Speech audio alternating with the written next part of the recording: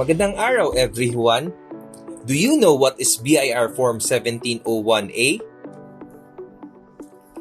BIR Form 1701A is the form used for filing annual income tax return for individuals earning income purely from business or practice of profession, subject to graduated income tax rates who avail the optional standard deduction or OSD and those who availed the 8% flat income tax rate whose sales and receipts and other non-operating income do not exceed 3 million pesos.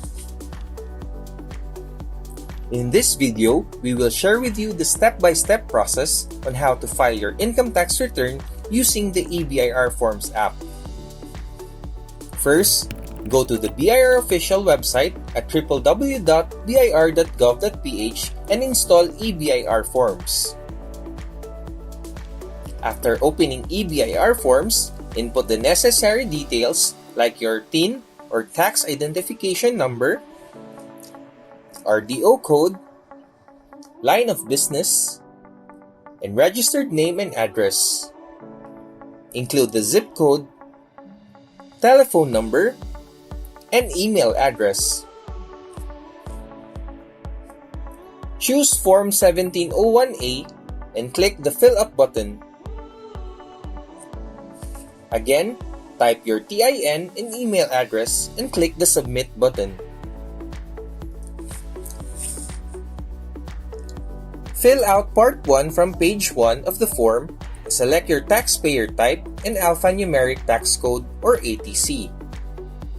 Either 012 or 015 for single proprietor and 014 or 017 for professional. Make sure that the details are correct. Proceed to page 2 for the computation of your income tax associated with the tax rate you have chosen, whether optional standard deduction or 8%.